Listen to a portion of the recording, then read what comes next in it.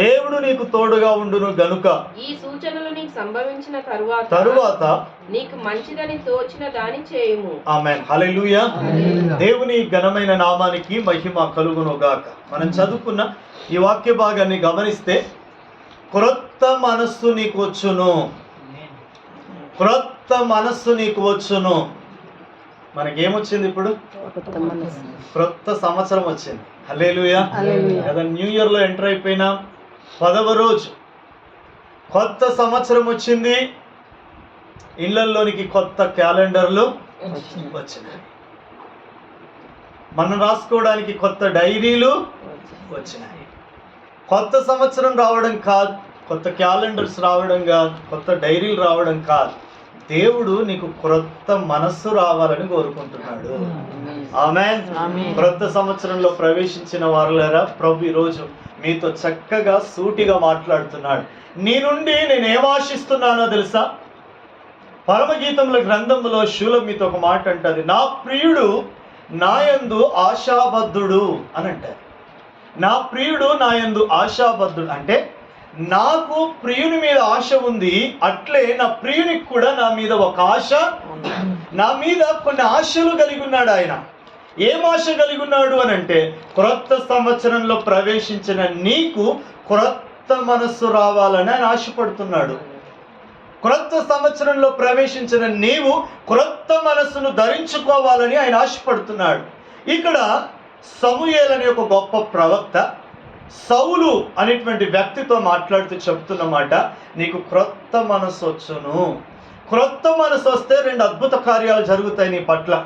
ఏంటి అని అంటే, కిందికి ఒక మాట ఉంటుంది, మీదికి ఒక మాట ఉంటుంది. క్రొత్త మనసు అనేటువంటి దాని కింది భాగంలో ఒక ఆశీర్వాదం, పై భాగంలో ఒక ఆశీర్వాదం. కింది భాగంలో ఏంటంటే, నీకు క్రొత్త మనసు వస్తే దేవుడు నీకు తోడుగా ఉంటాడు. ఆమేన్. హల్లెలూయా. రెండవది, పై భాగంలో క్రొత్త మనసు నీకు వస్తే దేవుని ఆత్మ బలంగా నీ పైకి దిగి వస్తుంది. ఈ సంవత్సరం ఏ విధంగా నువ్వు గడపాలని నిర్ణయించుకున్నావో, ఏ ఆలోచనలతో ముందుకు సాగాలని నిశ్చయించుకున్నావో, కానీ పరిశుద్ధాత్మ దేవుడు ఈ యొక్క కూడికలో నీతో మాట్లాడుతున్నమాట, నీకు క్రొత్త మనస్సు కావాలి. క్రొత్త మనసు వస్తే నేనే నీకు తోడుగా ఉండి ఈ సంవత్సరం అంతా నడిపిస్తాను. అంత మాత్రమే కాదు, పరిశుద్ధాత్మను బలంగా నీ పైకి పంపిస్తాను. ఆత్మదేవుడే నీకు కావలసిన బోధన చేస్తాడు. ఆత్మదేవుడే నీకు కావలసిన ఉపదేశం అందిస్తాడు. ఆత్మదేవుడే నీవు నడవవలసిన మార్గంలో నిన్ను నడిపిస్తాడు. ఆయనే నిన్ను సరి అయినటువంటి త్రోవలో నడిపిస్తాడు. అంటే ఇప్పుడు మనకి ఏం కావాలి? క్రొత్త మనసు. ఆమేన్. హల్లెలూయా. వచ్చిందా అండి? క్రొత్త మనసు వచ్చిందా? ఎప్పుడు వస్తుంది క్రొత్త మనసు? చూడండి బాగా, సౌలు వాళ్ళ తండ్రి కీషు కదా, తండ్రి గారికి బాగా గార్ధబములు ఉన్నాయి, అంటే గాడిదలు బాగున్నాయి. ఒకరోజు కొన్ని గాడిదలు అవి తోలుకుంటూ వస్తుంటే కొన్ని తప్పిపోతాయి. తప్పిపోయినప్పుడు ఆ తండ్రి గారు సౌలు దగ్గరికి వచ్చి, మన గాడిదలు తప్పిపోయినాయి బిడ్డ అని చెబితే, ఆ గాడిదల్ని వెతకడానికి సౌలు గారు బయలుదేరుతాడు. సౌలు ఒక పనుని తీసుకొని తనకు తెలిసినటువంటి ప్రాంతాలన్నీ వెతుకుతూ తన తండ్రి గారి గార్ధమవులు ఎక్కడ తప్పిపోయినాయో అని వెతుకుతూ ఉంటే ఎన్ని స్థలాల్లో వెతికినా దొరకడం లేదు. చూడండి, పోగొట్టుకున్నాడు, పోగొట్టుకుంది వెతికితే దొరకడం లేదు. అసలు ఎందుకు పోగొట్టుకున్నాడు, ఎందుకు దొరకట్లేదు, అసలు అది దైవ ప్రణాళిక ఎంత ఉన్నతంగా ఉంది మనం చివర్లో చూస్తాం.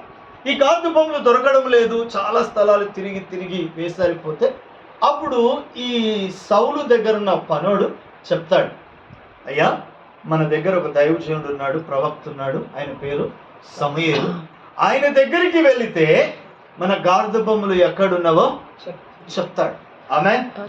గార్ధబొమ్మలు ఎక్కడున్నావో చెప్తాడు. మనం వెళ్దామంటే, అరే వట్టి చేతులతో దైవజనుడి దగ్గరికి ఎట్లా వెళ్దాం అంటూ కొన్ని వస్తువులు తీసుకొని దైవజనుని దర్శించడానికి వెళ్ళినారు.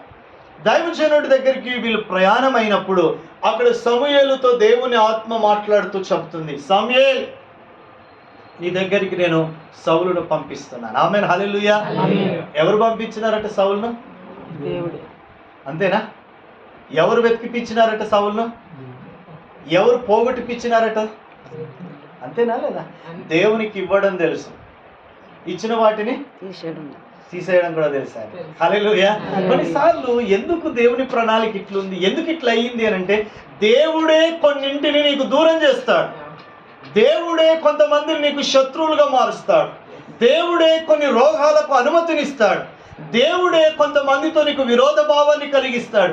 ఎందుకు ఇట్లా అంటే అట్లా జరగాలంతే. అట్లా జరిగితేనే కొన్ని ప్రభు యొక్క ప్రణాళికలో ఉన్న కార్యాలు జరుగుతాయి. నీ పట్ల దేవునికి ఏ ఉద్దేశం ఉందో ఆ ఉద్దేశం నెరవేర్చబడాలి అని అంటే దేవుడు నడిపించిన కొన్ని ప్రణాళికల బద్ధంగా మనం నడవాలి. కొన్ని చేదైన స్థలాలను తెలిసిన దేవుడు ఆ స్థలం గుండా నడిపిస్తాడు. కొంతమంది మనకు పడిరాని వాళ్ళని తెలిసిన కానీ వాళ్ళతో సహవాసం చేపిస్తాడు దేవుడు. ఇక్కడ సౌలు గారి గాడిదలు దేవుడే తప్పిపోయేటట్లు చేసినాడు. మా సంఘస్థుడు జాన్కంపల్లిలో ఒక సంఘం మాకు ఉంటుంది. అక్కడ మాకు సంబంధించిన కుటుంబీకులు కిషన్ అని, వాళ్ళు మేకల గొర్రెలను కాసుకునే కాపరులు. ఒకరోజు గొర్రెలను తీసుకుని అడవికి వెళితే ఆయనకి ఎంత చెప్పినా ప్రభుని నమ్మేవాడుగా, తన భార్య, కొడుకులు, కోడళ్ళు అందరూ ప్రభుని అంగీకరించేవారు. కానీ ఈయన మాత్రం బాప్తిస్మం తీసుకున్న వ్యక్తిగా ఒకరోజు గొర్రెల్ని తీసుకొని వెళ్ళి మేపుతూ ఉంటే దగ్గర 39 మేకలు తప్పిపోయినాయండి తన మందలో నుండి. 39 మేకలు తప్పిపోయినాయి. తప్పిపోతే ఏ